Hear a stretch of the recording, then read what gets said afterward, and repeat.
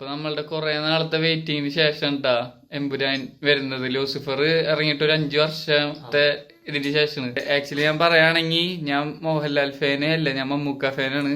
പക്ഷെ ആ ലൂസിഫറിന്റെ ആ ടൈമിൽ കിട്ടിയിട്ടുണ്ടായിരുന്ന കിക്ക് അതെന്താ നമ്മളെ വീണ്ടും ഇത് ഫസ്റ്റ് അതെ ഫാൻ ഷോയ്ക്ക് നമ്മളെ ഞാനങ്ങനെ ഫാൻ ഷോയ്ക്ക് ഒന്നും പോകാറില്ല. പക്ഷെ എനിക്കറിയാം ഇത് വേറൊരു ലെവലായിരിക്കും എന്നുള്ളത്. എനിക്ക് പക്ഷെ അധികം ക്രൗഡും കാര്യങ്ങളൊന്നും ഇഷ്ടമല്ല. പക്ഷെ എന്നാലും ഈ ഒരു സിനിമയ്ക്ക് പോകണമെന്ന് വെച്ച് കഴിഞ്ഞാല് എനിക്ക് ആ ഒരു ക്യാരക്ടർ എല്ലാവരും കൂടി നിന്ന് അവർക്ക് വേണ്ടി ആർപ്പിടിക്കുക സാധനമൊക്കെ തന്നാൽ മറ്റേ സാധനം രോമാഞ്ചം വരും. അതാണ്. അപ്പൊ നിനക്ക് ലൂസിഫറിത്തെ രോമാഞ്ച മൊമെന്റ് എന്തായിരുന്നു? ലൂസിഫറിൽ എനിക്ക് നിനക്ക് ഓർമ്മയില്ല? നിനക്ക് ഏതാ? ഏത് അതാണോ?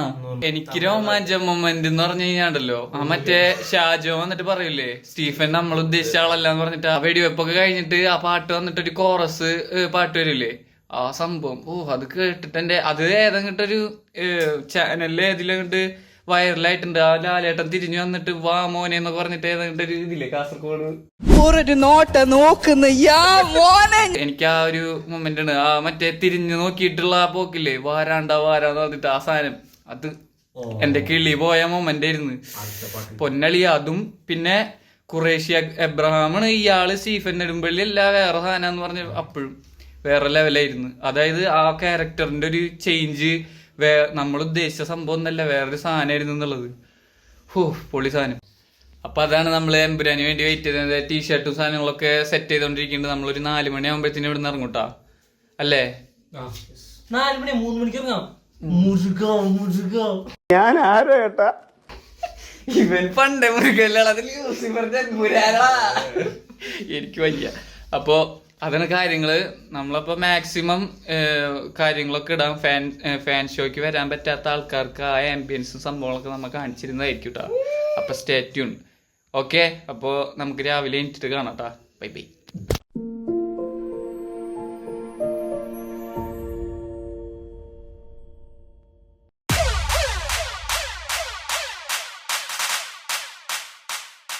അപ്പൊ നമ്മളിത് എണീറ്റ് സെറ്റ് ആയിട്ടുണ്ട് എല്ലാവരും. ഇനി എന്തായാലും പോവാനുള്ള ഡ്രസ്സും കാര്യങ്ങളൊക്കെ ഇട്ടിട്ട് റെഡി ആയിട്ട് വരാം കേട്ടോ. അപ്പൊ അടുത്ത സ്നാപ്പില് എല്ലാവരും സെറ്റ് ആയിരുന്നായിരിക്കും കേട്ടോ.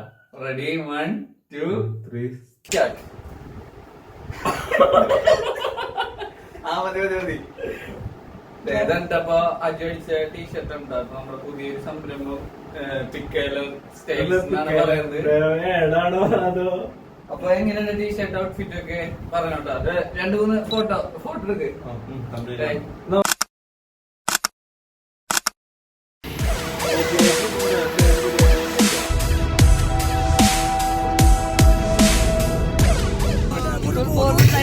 മുന്നു വെച്ച കാല ഇവൻ പിന്നെ നോക്കി വെച്ചതില്ല. ഇവനെ പോലെ ആരുമില്ല. കാവൽ ദൈവം ആരുമില്ല.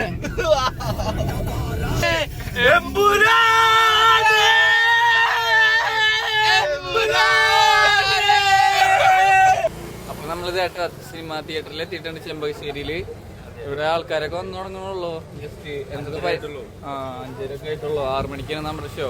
എന്തോ പരിപാടികളൊക്കെ ഉണ്ട്. ജസ്റ്റ് പടക്കം പൊട്ടിക്കുന്ന പരിപാടികളൊക്കെ കണ്ടിരുന്നു അല്ലേ? നമുക്ക് പോയി നോക്കാം എന്തായാലും. ഫുള്ള് തിരക്കാണ്ടോ. ഫാനല്ലേ ലാലേട്ടൻ ഫാനല്ലേ?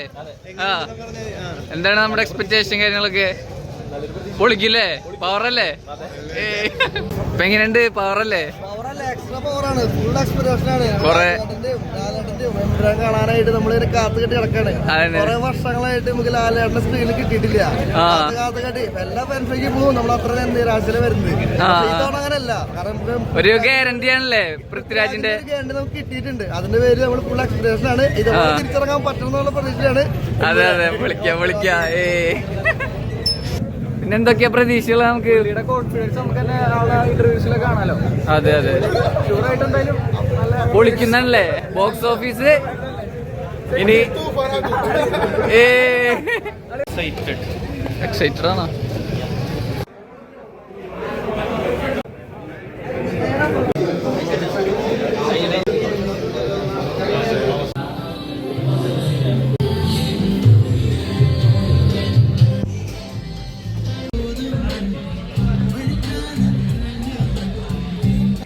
9 തിയേറ്ററിന്റെ ഉള്ളിൽ കയറിയിട്ടുണ്ട്.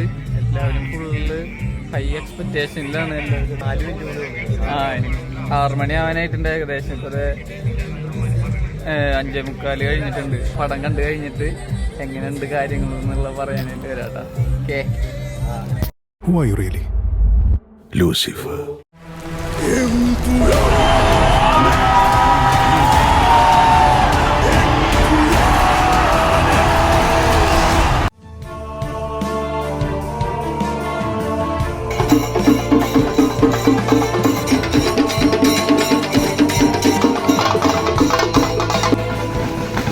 എങ്ങനെയുണ്ട് പടം? എങ്ങനെയുണ്ട് കണ്ടിട്ട്?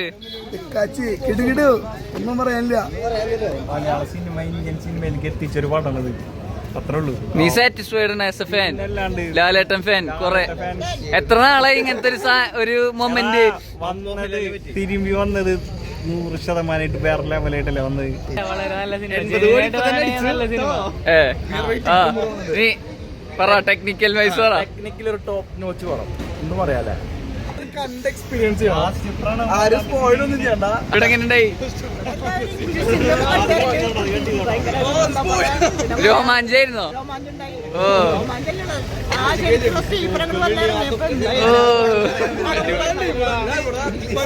അപ്പൊ നമ്മള് പടമൊക്കെ കണ്ടിട്ട് തിരിച്ചു പോകാൻ പോകണ്ടാ.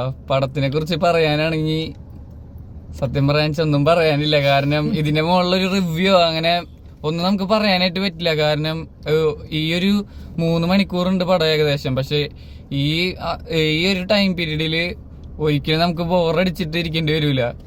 പിന്നെ മലയാളികൾക്ക് ഇപ്പൊ ഖുറേഷി അബ്രഹാമിനെ കുറിച്ചിട്ടാണെന്നൊക്കെ വിചാരിക്കില്ല. നമ്മളിപ്പോ ആളെ കുറിച്ചിട്ടുള്ള കൂടുതൽ കാര്യങ്ങളായിരിക്കും നമുക്കിപ്പോ ആസ് എ ലാലേട്ടൻ ഫാൻ നമുക്ക് അധികം ഇപ്പൊ മലയാളത്തിലത്തെ ആ ഒരു സംഭവം കിട്ടൂല എന്ന് വിചാരിക്കുന്നവർക്കൊന്നും നിരാശപ്പെടേണ്ടി വരില്ല. അടിപൊളി സംഭവമാണ് വന്നോണ്ടിരിക്കുന്നത്. ഒന്നും പറയാനില്ല, നല്ല റെസ്പോൺസ് ആണ്. എനിക്ക് തോന്നുന്നത് മലയാളത്തിന്റെ ചരിത്രത്തിൽ ഇങ്ങനൊരു ബ്ലോക്ക് ബസ്റ്റർ, ഇങ്ങനൊരു പടം ഇതുവരെ നമ്മൾ കണ്ടിട്ടുണ്ടാവില്ല. എങ്ങനെയുണ്ട് ഇതിന്റെ അഭിപ്രായം പറ? അതന്നെ, നമുക്കിപ്പോ മലയാളം സിനിമ ആണെന്ന് തന്നെ തോന്നൂല. അത്രയും സൂപ്പർ ആയിട്ടാണ് മേക്ക് ചെയ്തിട്ടുള്ളത്. പിന്നെ മോഹൻലാലിന്റെ ഫാൻസിന് കൊണ്ടാടാൻ പറ്റിയ കുറെ എലമെന്റ്സ് അതിലുണ്ട്. ഇപ്പൊ മോഹൻലാലിന്റെ കുറെ ഇൻട്രോസ് ആയാലും നമുക്ക് കോരിത്തരിക്കാനും രക്ഷയില്ല. കണ്ടന്റ് പറയാനില്ല.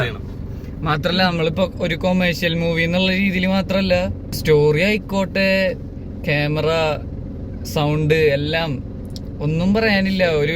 ഒരു കുറ്റം പറയാനുണ്ടാവൂല അതില്. കാണാതിരിക്കുന്ന എല്ലാവരും അടുത്തുള്ള തിയേറ്ററിൽ ഏറ്റവും വേഗം എത്രയും പെട്ടെന്ന് പോയി കാണുക. കുറെ സ്പോയിലറും കാര്യങ്ങളൊക്കെ ഉള്ള പടമാണ്. അപ്പൊ അതൊന്നും ആരും പുറത്തിടാണ്ടിരിക്കുക. കാണാത്ത ആൾക്കാർക്ക് നല്ലൊരു എക്സ്പീരിയൻസ് ഉണ്ടാവട്ടെ എന്ന് വിചാരിക്കുന്നു. പിന്നെ of course congratulations for Empuraan team.